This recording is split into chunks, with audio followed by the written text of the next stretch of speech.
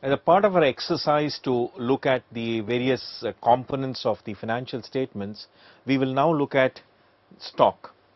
Now, essentially, stock, or otherwise also known as inventory, is the finished goods or the goods that have been purchased for sale, or alternatively raw materials and other details that are other components that you might have purchased for converting into finished goods and use it for sale. In this process, we will also look at the concept of what is known as cost of goods sold. We will look at how stock taking is done. We will also look at as to when you value stock, how you value it in the balance sheet, and also how, when from the warehouse of the store, when the storekeeper issues the stock or the inventory for production purposes, how does he determine the issue price, and finally we will look at and understand how the accounting entries for stocks are passed. So let's start off looking at as what the stock or inventory means from two perspectives. One is from a merchandiser or a trading business perspective, where there is only a single classification. It is the stock that is held for sale, and such a firm or a business can be a wholesaler or retailer who deals or which deals in only in finished goods, the final product that is bought and sold. The other is of course the manufacturing business, where the classification can be raw material, work in progress and finished goods. As you see here, these are initially brought, put into production process, and finally the finished good comes. Together also they constitute stock or inventory. So this is a basic understanding that we should have before we proceed further. So now let's look at what is this concept of cost of goods sold. I will take you through an example to enumerate and make it easier for you to understand. Let's say Anil is in a umbrellas business and has purchased 3,000 umbrellas for 1,50,000 rupees, which means about 50 rupees per umbrella.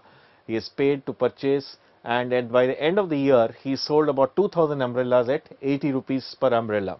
So let us say what the profit for his business would be. So how do you calculate the profit? This is the problem statement. So the sale price is at 80 into 2,000 umbrellas that he has sold is 1.6 lakhs, and the purchase that he did was for 1.5 lakhs, but for how many units? 3,000 units. So since the number of units of purchase and number of units sale are not equal, we cannot really say 1.6 minus 1.5 is the profit, because we need to then associate the actual quantity sold for the cost. So if we arrive at the cost of what has been sold is 2,000 units at 50 rupees per unit, which is rupees 1 lakh. So the concept of cost of goods sold is that we arrived at this by taking into account the actual quantity, the cost of the actual quantity that was sold, and not the purchase price of the complete amount of units or umbrellas that was bought by Anil. So what is the gross profit therefore? He sold at 80 rupees per umbrella, 2,000 umbrellas for 1,60,000 rupees. His cost price, purchase price for 2,000 umbrellas was 1 lakh, and therefore his gross profit was 60,000 rupees. He also had, by the way, 1,000 umbrellas in stock called the closing stock, which at his purchase price of 50 rupees per umbrella was valued at 50,000 rupees. Let's move further with this problem statement and say that Anil purchased further 4,000 umbrellas for a price of 2.4 lakhs, which would mean about 60 rupees per umbrella, and then during the year he sold 4,500 umbrellas. How 4,500? Because he was already carrying 1,000 umbrellas with him valued at rupees 50,000, and he purchased another 4,000. So he had totally 5,000 umbrellas, of which he sold 4,500 at rupees 100 per umbrella, and the balance he had as stock. So he sold the opening stock, which is 1,000 plus 3,500 from the fresh purchase, making it 4,500. So 4,500 into 100 will give you a revenue or a sales value of 4.5 lakhs, while the cost would be 50,000 of the old plus what he bought now, 2.4 lakhs. This is the total cost of the stock that he has. The cost of 5,000 umbrellas is 2.9 lakhs. So from our understanding previously, the closing stock is 500, because out of the 5,000 the balance left out is 500, which will cost 30,000 rupees, and therefore the way you have arrived at what is the cost of that goods that was sold is initial stock of 50,000 was sold off, and from the new purchase that was done 2,40,000 were added to it. So this was the total stock in hand, but the balance stock left out was 30,000. So what was actually sold is opening stock plus purchases minus closing stock. That gives you the quantity of cost of goods sold, and therefore the value of cost of goods sold, and therefore subtracting for the revenue or the sales value of 4.5 lakhs from 2.6 lakhs, we get a gross profit of 1,90,000 rupees. So the statement can be also presented as follows, that sales was 4,50,000, the opening stock, which was the closing stock of previous year, was 50 rupees into 1000 units, 50,000. Then we added purchases of the current year, which is 4,000 at 60 rupees, which is 2,40,000. So the total stock on hand was valued at 2,90,000. After the sales, what was left with Anil was 30,000 less of stock, which we lessen from it. So we know that what was the actual sales figure, and the cost of goods sold therefore is 2,60,000.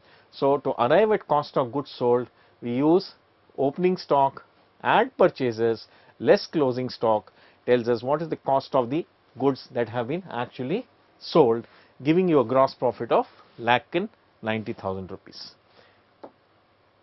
Let's add something to it. Say there is a transport cost. When Anil purchased, he was asked by his seller saying that he will deliver only at his factory, and therefore he had to use a transport to bring it to his shop, which costed him about 5,000 rupees. Now what would the trading account look once you did that? When you do that, you see that apart from the purchases, the purchase price, you need also to add the carriage cost. That is important, because that is the transportation cost, and therefore the cost here is the opening stock cost, the purchases cost, as well as the transportation cost, which is 2,95,000, less the closing stock, which was 30,000. So we now call it as not as cost of goods sold, but we call it cost of sales, because there are certain other costs that have also been incurred to bring the goods to a position where he can sell it. So that is cost of sales is 2,65,000. So the gross profit now to that extent gets reduced and by 5,000 rupees and becomes 1,85,000 rupees. So similar other cost where you need to bring it to a position where you can sell it can also happen. For example, if there is some packaging work to be done on a product, then the certain packaging cost could be there. If it is stocked in a warehouse where some power cost is incurred, or you have some workers who load the stock and unload the stock, those kind of wages that you pay also might be part of the cost that you need to add. So the cost of sales includes all such other costs. The other important aspect is as far as we concerned, which we look at, is also the stock that we have to we will have to see from a seller's perspective what happens. Now for a seller perspective, the carriage outwards or when he is selling is a cost which he is a distribution or a selling cost, not so much a cost that from his perspective. So when he sells and he quotes in his price the selling and distribution cost also, then the purchaser need not include that.